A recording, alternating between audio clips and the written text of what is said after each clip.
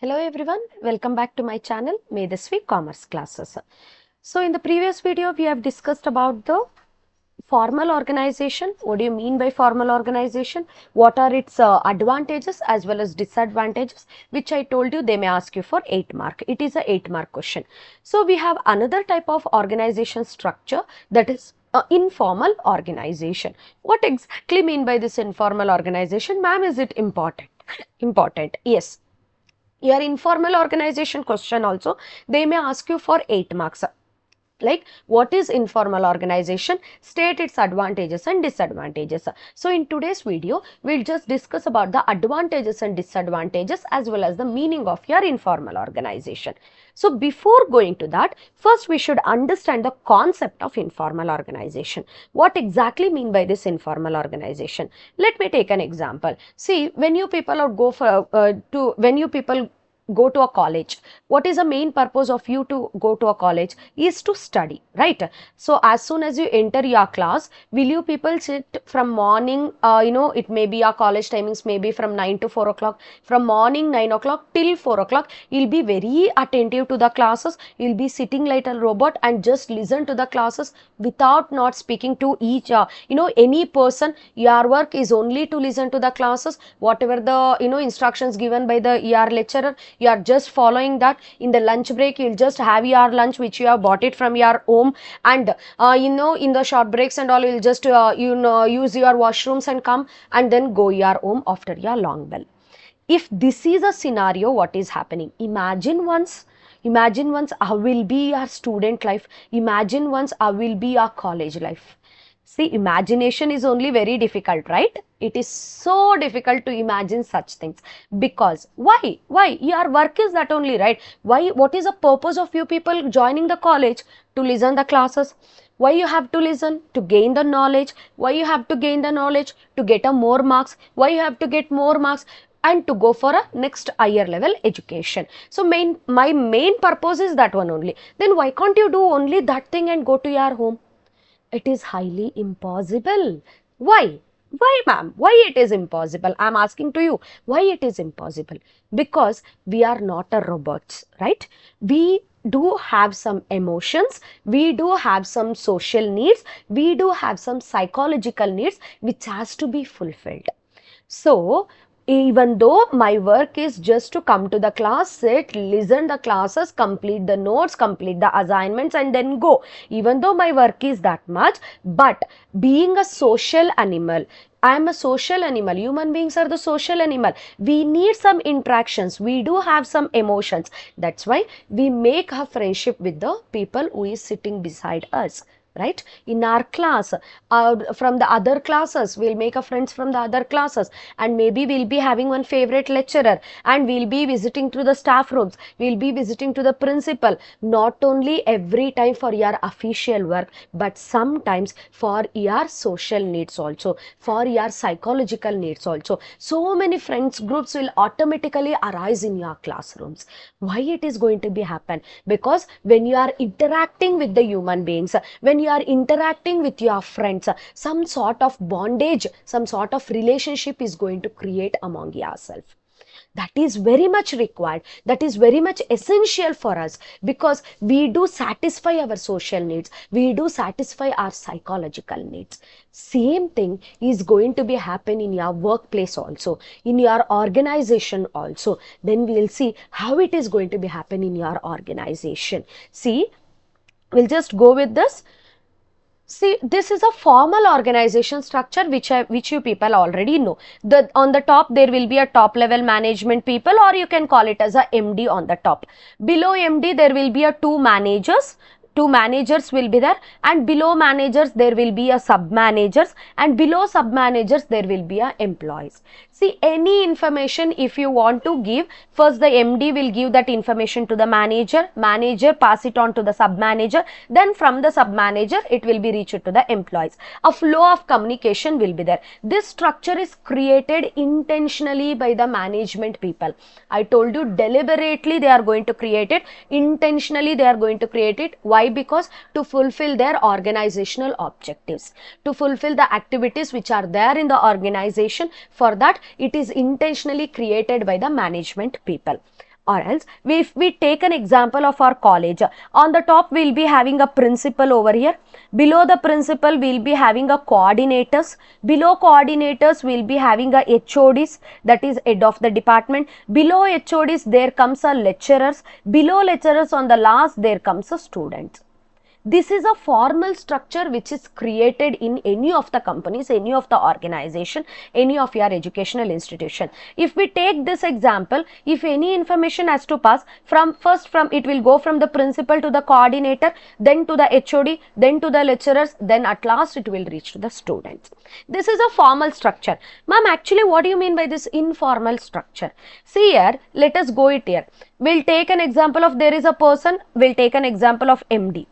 MD is having a one close bondage or one close relationship with one of the sub manager.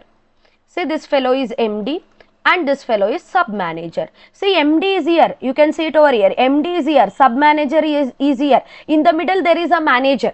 That is a formal structure, but here we are speaking MD is one of the close friend of the sub manager. Sub manager is there. They used to meet during coffee breaks, during the lunch breaks. They used to have a lunch at a same place. They used to discuss few things informally, not about the formal things. Okay, and one of the manager is having a one close bondage with one of the employee in the organization. We'll take it as a manager, we'll take it as an employee. One close relationship, one bondage is there because they were meeting in the weekends in the same cricket place, or it may be in the same clubs and all. They have created some relationship among them. They have become little bit close.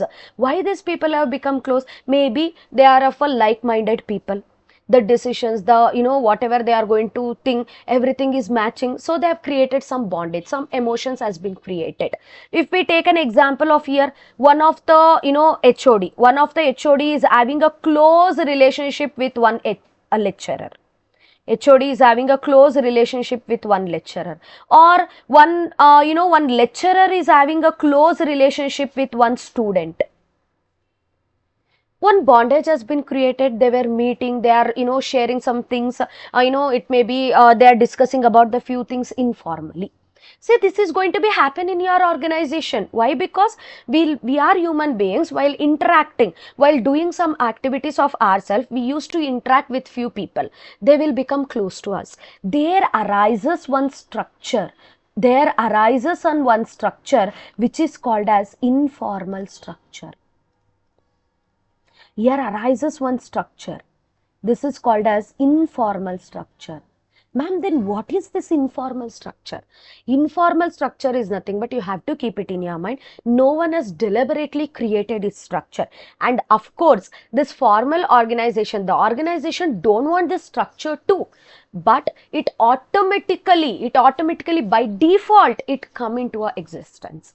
We don't have any control over it because we are expressing our emotions, some social needs, some social bondings, making us to have a close relationship with few employees, few human resource in the organization. There we are totally ignore about what level, in which structure they belongs to, in which level of the organization they belongs to. That doesn't come into a picture.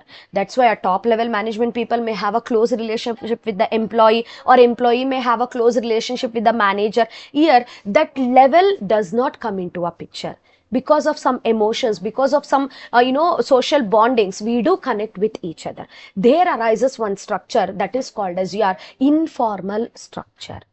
Hope you people understood. Formally is nothing but it is deliberately created. After this fellow should come. After manager, the employee should come. So after principal, the HOD should come, or after HOD, the lecturer should come. It is formally created, but in informal, no such things happened in your organization. It is automatically created without anybody's intention. And you don't want, the management people don't want such relationship, but because the human beings are social, they are emotions, they give value for the emotions, automatically it is going to be developed. Because we are not robots, right? We'll just come here, sit here, we'll do the work and we'll go out, like, we are going to shut our mouth and then complete your work and then move out. That is not possible. right? So there arises a structure which is called as your informal organization. Hope you people understood with that. Coming now, we'll move on to the meaning. What does your meaning tells you? Informal organization refers to the, yes, obviously it is a relationship between the people who are working in an organization established not by, see, it is not created by any formal authority. You have to keep it in your mind. It is not created by any formal authority, and it is not based on any procedure or regulation. You have not implemented any procedure to create it. You don't have any rules to follow it. You don't have any regulations to follow it. But it is purely depend upon the personal attitudes. What is the personal behavior of the employees, what is their emotions, for what they are going to give more values, what is their likes, what is their dislikes. Depending upon that, the one structure has been created. That is called as your informal structure. They are not pre-planned. You have not planned it. You have, before coming to the college, have you planned that you have to make a friendship with this particular person or this person, and this teacher will become your favorite teacher, or this teacher will become your, where you want to maintain some distance and all. Such things are not planned. It is not planned. It is automatically developed within the organization. That is called as your informal organization. Coming to the next one. Definition. According to Kate Davis, what he is telling, informal organization is a network. It is one network of personal and social relationship. So you have to concentrate here. We don't have any official concept. Personal and social relationship not established, or which is not required. I told you, it is not required by your formal organization. They don't want to establish such relationship. That is not required. But arising spontaneously, automatically it is arising. Why it is arising? Because people will communicate with one another. People will associate with one another. Once the people interact with one another, there are automatically some bondage, some emotions, some social needs are going to arise. To fulfill those things, they will frame one network. They will frame one, structure. That is called as your informal organization. Hope you got it. Now, we'll move on to what are the merits of it. If you have such informal organization, what will be the merit? The major merit is it prescribed lines of communication are not followed. So informal organization leads to faster spread of information. See, we'll go to here. See here what happens. See, in the formal, if you want to pass any information, MD he should tell to manager, then manager should tell to sub-manager, sub-manager has to tell it to the employees. One line of communication will be established. But here it is not like that. See, here MD is having a close contact with the sub-manager. So, I can directly give the information to the sub-manager. One of the manager is closely contacted with the employee. No need to give it to the sub-manager. He will directly interact with the employees. Communication will become very simple, because here we are not going to follow any prescribed lines of communication. Any flow we are not following. Scalar chain is not followed here. Hope you people know what do you mean by scalar chain. We have discussed in your files principle. Scalar chains is nothing but formal line of authority which has to be flow from top level management to the lower level management. That will be not followed here, because a people from the different departments, a people from the different levels forms a informal organization. Communication will flow however it wants. No formal lines will be attached over here. That's why communication will become very easier, and there is no delay in the communication. Leads to faster. See, faster communication is going to be happen. Okay. And what is the main purpose of this informal organization? To fulfill your social needs. Okay, we are working in an organization. Anyway, our monetary needs will be fulfilled. Our, financial needs will be fulfilled, because we are going to get a salary. Apart from it, everything is okay. But we should get some satisfaction. How do you get a work satisfaction? By completing your work. How you will get a satisfaction for yourself? When you are going to mingle with your colleagues, when you are going to have some social interaction, when you are going to exchange some emotions with your human resource which is there in your organization. Formal organization helps us to fulfill the social needs. Even though our work is very boring, one of my friend is there, one of my colleague who sits besides me, ma'am, he is very much entertaining. Ma'am, one class is so much boring, ma'am. It is theoretical class, it is so much boring, but my friend is there, ma'am, besides me, he'll just entertain me like that. So my class will also feels like, I'm no longer bored with that particular class because he is there, no, to give me a entertainment. Same thing is going to be happen in your organization also. Your colleagues are there, your social bonding people, that is informal organization people are there. Because of them you'll be having some sort of satisfaction. You feels that I belong to this community. I There is some sort of sense of belongingness is going to be happen in your organization. Job satisfaction you are going to get it. Because if we go simply, we'll work according to the project, we'll do it like a robot and we'll come out, it will become a hectic. Sometimes you feel why we are doing such type of work in the organization. Some entertainments is also required by you people, right? So such things are going to be happen in your organization. So that is job satisfaction will be there. Coming to the next one, it contributes towards the fulfillment of the organizational objectives by compensating for inadequacies in the formal organization. What do you mean by that? Okay, we'll just go through with that. Fine. You have, being your top level management, your work is to implement the plans and policies. Assume that one policy you people have implemented. So you should know the genuine feedback of it. Being a MD, if you go and ask with the manager, he will not tell against you. What he will tell? Yes sir, it is very good. So that is helping a lot to the employees, helping a lot to the organization, we can implement it. Being a manager, if he goes and asks with the employee, they will not give you the genuine feedback, right?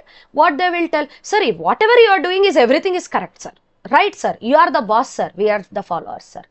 But how can you get a genuine feedback? How can you know about it? Through your informal organization. See, when you have a close bonding with any of the employee, you can just ask with them and you can ask the genuine feedback. See, I'm going to implement such thing in your organization. What will be the response of the employees? Will they accept it? Will they reject it? Or what will be the impact of it? Will they take it in a positive manner, with a negative manner? By that information, you can just analyze it, and if you want to make any changes, you can easily make some changes in your policies, procedures and all, right? So informal organization will help you people to take a genuine feedback. According to that, you can easily implement your plans and policies in your organization. That's what, see, employees' reactions towards the plans, policies can be tested through the informal network only. These are the merits of your informal organization. Coming to the demerits. As we all know that if we have a merits, we do have some demerits. What are the demerits? Major thing is that informal organization will spread the rumors. What is this rumor? False information. See, if any information have to flow in your organization, formal organization, that has to go from the different levels. Whatever the information which is passed, it will be genuine and it will be true information. But in the informal organization, it is not like that. False information will easily be spread to n number of people. Because we don't follow any formal lines of communication over here. Whatever you have heard, you are just going to tell that information to some other else. Assume that you have a, one person from the HR department, one person from sales, one person from production, one person from marketing, one person from, it may be selling. All these 5 people are very close. Very close. They have a very good bonding. They used to meet in the cafeteria while doing their short breaks, during their lunch breaks and all. This fellow, this HR manager has given one information. Just he has passed one information. This year, they were telling that they are not going to do any increment. That information has been passed to these people. And these people have so many of their close friends in the organization. So that information has passed to these n number of people.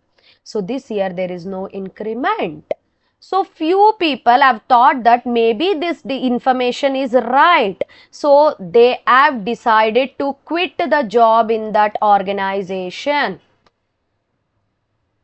This is a false information. Just this fellow, this HR manager has got one rumor regarding that. It is not implemented and he don't know whether it is going to be implemented or not. But he's just given that information informally while talking, while having their food, he just passed it. This information has been spread like that. and few people have decided to quit the jobs. Now who is a loser? The organization is the loser. See, informal organization, the rumors will be spread like this, where it may have a negative impact on the organization interest. That is one of the major disadvantage. See, and one more thing, if you want to implement any changes if you want to make, or any new policies, procedures if you want to implement in your organization, if the informal organization refuse to it, it will become highly impossible for you people to implement such things. How? See, if, like for example, the working hours in your organization is 8 hours, you have to increase it to 9 hours. Again, here 5 people are there, they are very much close, they are opposed to it. They don't want this, they are opposed to it, and to their 5 people, each one is having 5 close friends, and everyone are opposing to it. See, and these people will have their own close friends, right? And these people will be having their own, again 2, and this fellow will be having 2, this fellow will be having 1. If the informal organization, every people are going to oppose it, it is highly impossible for you people to implement such things. Any changes if you want to implement, that will be very difficult. Any policies if you want to implement, that will be very difficult if the informal organization structure is against it. Informal is important in the organization, but everything should be in a limited one. If it exceeds that, it will explode. That will go against the interest of the organization. That one you have to keep it in your mind. And next one, it pressurizes the members to conform to the group expectation. Assume that here 5 people are there. One person is very much okay with working with the 9 hours. But these 4 people are telling that, are they motivating him to stick on to the 8 hours only. They are motivating, they are pressurizing. How can you work for 9 hours? It is very much difficult. If you tell like that, again they will implement such things. So we should be in one decision. We have to take the same decision. So everyone are going to stick on to the 8 hours work week. It will pressurize us the people to go with their group expectation, not with the,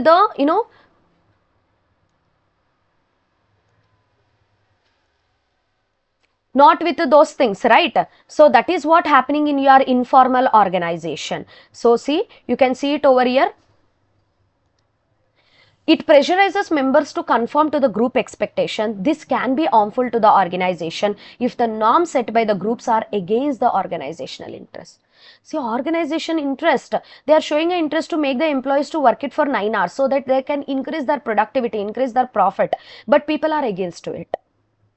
That will destroy the interest, that will minimizes the interest of the organization. At that time, this informal structure will place a, it will be very much less effective in the organization. They can't implement the decisions whatever I've taken in the organization. Hope you people understood. See, here in the merits we have 3 points. First thing, you keep it in your mind, communication will be very much faster, job satisfaction will be there. Why? Because social needs will be satisfied. And if you want to if you want to know about the feedback about your policies, procedures and all, then it is a best suited one.